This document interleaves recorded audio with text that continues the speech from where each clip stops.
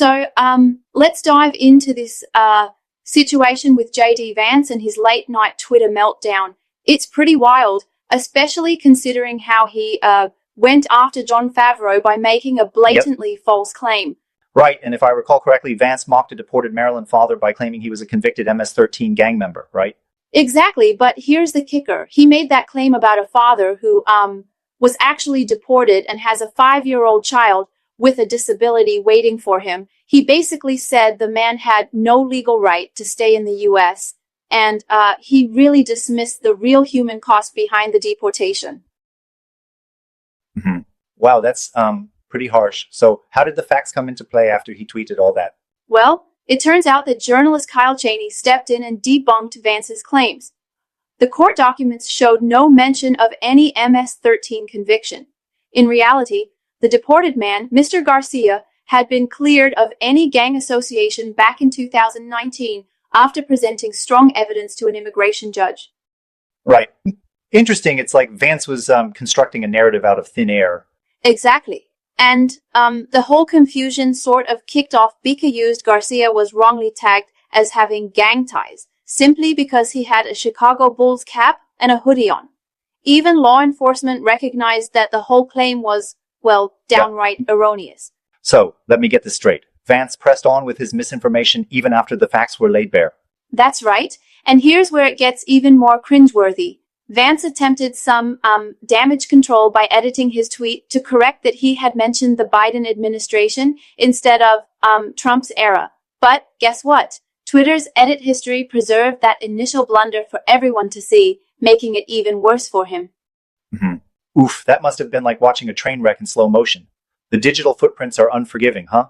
Absolutely, the backlash was fierce. Social media users were quick to call him out with comments like, "You lied, JD, retract your claims." It was essentially a public roast of his alleged negligence in fact-checking. Exactly. And what about the legal implications? I've heard that experts have weighed in on how grave this misinformation is. Yes, legal experts stress that Mr. Garcia was actually granted temporary protected status, or TPS, which explicitly shields him from deportation back to El Salvador. Yet, despite that protection, the Trump administration deported him, later labeling it as an administrative error. I mean, seriously, that's a huge miscarriage of justice. It's really disturbing to see not only a misinformed tweet, but also how these policies and the mishandling of them can directly affect real lives. Exactly. And Vance didn't stop there. He further insulted Garcia by comparing this sensitive issue to something as trivial as traffic violations. That analogy was incredibly insensitive and totally undermined the gravity of the deportation situation. Mm-hmm. I agree, that was a bit of a low blow, and it really challenges the notion that Vance might be using serious issues for his personal Twitter feuds. Exactly, and that's what's so striking. This isn't an isolated incident for him. Vance has a track record of sparking controversies on Twitter and spreading misinformation in a condescending tone. It's like he keeps testing the limits of credibility online, unlike, say, politicians who strategically handle social media to correct misinformation. True. But don't you think there might be a point where using social media in such a reckless way erodes trust, not just for him, but like undermines broader institutional trust as well? Well, yes, that's a fair challenge. The broader implications really boil down to a serious question. In an era where facts are so easily distorted on social media, how can we ensure due process and factual integrity in political discourse? It's like a slippery slope where misinformation can, well, just spread unchecked and harm real people. And then there's the public reaction. People are not only calling him out for the lies, but also humorously suggesting he might want to hire a fact checker or just log off Twitter altogether. That mix of humor and outrage is almost surreal. Yeah, it almost becomes a case study in digital accountability. When you're operating in a medium where every misstep is frozen in time thanks to edit histories, misrepresenting facts doesn't just hurt your reputation, it fuels a wildfire of public and legal scrutiny. And the technology aspect, right? The fact that Twitter stores edit histories, making it impossible to truly erase your mistakes, adds another layer of intensity to these situations. Exactly. It's kind of like having a permanent echo that keeps your missteps on replay.